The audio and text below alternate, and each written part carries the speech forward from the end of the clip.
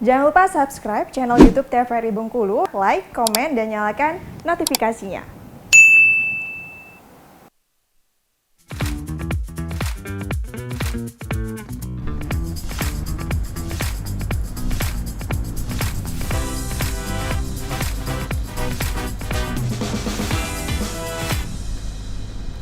Balik lagi di Opini, obrolan pagi ini masih dengan tema yang sama, yaitu sehat dan awet muda dengan Kappa Yoga. Tadi Mbak Rina singgung soal alat tadi ya, alat bantu dalam gerakan yoga itu emangnya apa aja Mbak? Beda ya, kalau misalnya gym itu kan ada alat bantunya yang benar-benar itu kan. Kalau misalnya yoga ada juga nggak Mbak ya? Ada, dia ada bantal yoga, balok yoga, sama strap. Terus ada gimbal. Itu biasanya digunakan karena ada keterbatasan dari member pada tubuhnya ya. Jadi misalnya tidak terlalu lentur atau dia tidak nyaman. Jadi biasanya kita bantu dengan alat. Itu dia ada strap, balok, sama gimbal, sama bantalan yoga supaya dia terasa lebih nyaman. Tapi alat itu juga dibutuhkan untuk orang-orang yang tergantung, misalnya ibu hamil, terus juga anak-anak dan sebagainya. Kalau ada klasifikasinya nggak ya? Kalau klasifikasinya tuh nggak ada. Tapi kalau gimbal itu memang teruntuk ibu hamil, biasanya digunakan untuk yang bulat itu ya. Bola yang itu kan namanya gimbal tuh. Itu biasanya digunakan untuk ibu hamil biar dia terasa lebih nyaman dalam bergerak. Jadi dia bisa, kan dia posisinya didudukin tuh, tapi dia tetap menahan ototnya tetap menahan, tapi ada bantu supaya dia bisa duduk sedikit lebih nyaman. Makanya kita gunakan gimbal. Biasanya seperti itu. Tapi alat bantunya nggak banyak ya Mbak ya, berarti sebenarnya nggak terlalu banyak. Tapi itu aja udah cukup membantu sekali buat strap atau baloknya itu sudah sangat membantu sekali buat mereka yang punya keterbatasan dalam melakukan gerakan. Iya. Nah, kalau misalnya saya sering lihat nih, kalau yoga itu kan ada musik-musiknya gitu ya, refleksi. Itu tujuannya apa sih emangnya Mbak? Supaya pikiran tuh lebih tenang. Jadi kalau kita misalnya yoga nih, gerakan yang lambat dengan musik yang keras, itu rasanya kayak nggak menikmati kan. Jadi musiknya memang musik yang menenangkan, memang musiknya sedikit lebih kalem, lebih lembut gitu. Jadi supaya untuk menenangkan pikiran. Jadi ketika kita melakukan gerakan itu kita terasa kayak lebih nyaman, lebih enak gitu. Lebih kayak tempat-tempat refleksi malah gitu lebih ya? fokus. Beberapa musik itu sangat berpengaruh sama kefokusan kita.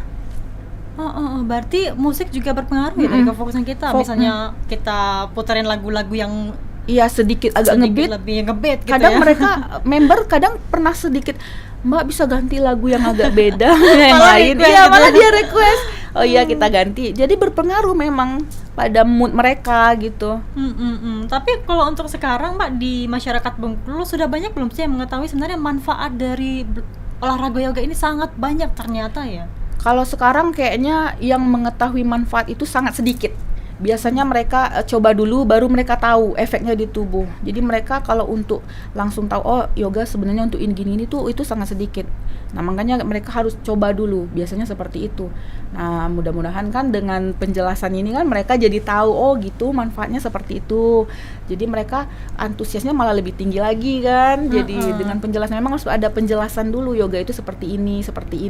Nah, kalau mereka coba dulu baru mereka rasain sendiri dengan manfaatnya dengan tubuhnya kan. Nah, itu. Karena sebenarnya manfaat yoga ini banyak sekali ya, selain sekali. dengan sehat, awet muda tadi ya Mbak ya, terus juga merilekskan pikiran. Bener. Dan menstabilkan sirkulasi darah kan, sistem kerja organ dalam. Dan juga bisa menyembuhkan beberapa penyakit gitu. Membantu menyembuhkan. Tapi ada nggak sih Mbak yang belum tercapai sampai dengan saat ini? Apa yang pengen Mbak lakukan ke depannya? Untuk saat ini saya pengen masyarakat itu lebih mengetahui manfaat yoga itu seperti apa. Jadi manfaat yoga itu sedalam apa. Jadi mereka sangat menikmati. Jadi mereka tuh kayak antusias banget ikut yoga karena manfaatnya yang luar biasa banyak banget, bukan untuk sekarang tapi untuk di masa yang akan datang kan. Itu yang paling saya suka itu pas memberi manfaat seperti itu kepada mereka. Itu. Tapi sejauh ini mungkin dari edukasi kepada Mbak kepada para member itu biasanya berupa apa aja? Ketika sudah melakukan gerakan yoga, mungkin ada pantangan misalnya nggak boleh makan ini atau nggak boleh bagaimana seperti itu. Biasanya kita kalau misalnya ngasih edukasi itu sebelum kelas, sebelum melakukan yoga, kita kasih dulu kayak afirmasi apa aja supaya mereka paham nantinya apa yang harus mereka lakukan setelah kelas gitu kan, setelah mereka yoga atau sebelum mereka yoga. Itu kita biasanya di awal itu selalu ngasih afirmasi sama menjelaskan pantangan atau misalkan mereka ada penyakit tertentu.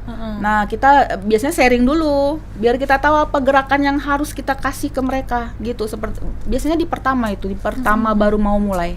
Ada juga nggak sih misalnya pantangan makan, misalnya kan karena memang pengen olahraga yoga ini untuk membentuk tubuh, nggak boleh makan pantangan ini dan itu. Ada nggak sih? Kalau pantangan makan nggak ada. Cuman kalau mereka mau membentuk tubuh itu harus defisit kalori kayaknya. Mau olahraganya apapun harus defisit kalori ya. Kalau Iya. udah cuman yoga ya. Ini udah yoga mereka makan pasti kan jadinya sama aja kan. Bener-bener. Sejauh ini ada nggak sih Mbak pengalaman lucu dari para member ini? Sejauh ini ya seperti itulah, kayak yang Mbak kok capek banget, Mbak hitungannya kok lama banget, paling seperti itu aja. Tinggal kita aja yang kasih support, semangat kan. Jadi mereka makanya afirmasi kayak biar manfaatnya apa itu, jadi mereka jadi lebih semangat. Oh iya ya manfaatnya gini. Makanya itu aku bilang manfaat itu loh, manfaat itu yang harus mereka ketahui dari yoga supaya mereka lebih semangat lagi untuk ikut yoga. Karena memang antusiasnya sekarang masih rendah ya Mbak ya, karena banyak yang nggak tahu. Banyak nih nggak tahu ternyata manfaat ya. kecuali kalau mereka ngikut dulu biasanya dapat mereka.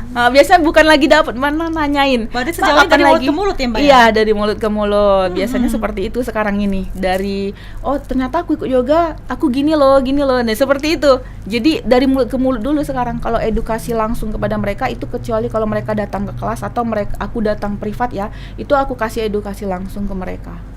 Ada nggak sih Mbak pesan yang pengen Mbak sampaikan, apalagi pemirsa yang memang menyaksikan kita saat ini nih, ternyata sebenarnya manfaat yoga itu banyak sekali yang tidak diketahui oleh masyarakat gitu. Iya. Rutinlah beryoga, itu manfaatnya banyak banget. Itu bukan lagi untuk sekarang ya, itu untuk di masa yang akan datang. Nanti cobain rasain tuh di masa yang akan datang, manfaat yoga itu nggak akan nyesal deh. Pokoknya nggak akan nyesal. Bagus banget buat awet muda. Bagus banget. Apalagi kaum perempuan ya yang selalu pengen awet muda. Itu bagus banget. Bagus juga ya. Jadi selain awet muda, sehat, melancarkan sirkulasi darah tadi, yang menenangkan pikiran, jauh dari penyakit, selalu berpikir positif. Oke, terima kasih nih Mbak Rina ya sudah bersama kami. Kapan-kapan mungkin saya bisa jadi membernya. Oh boleh ya, harus malah wajib ya. Oke pemirsa, kami akhiri dulu nih opini pada pagi hari ini. Jangan lupa terus saksikan opini setiap hari Senin sampai dengan Jumat pukul 8 pagi hanya di TVRI Bengkulu. Bersama kita maju, sampai jumpa. Terima kasih Mbak Rina. Terima kasih.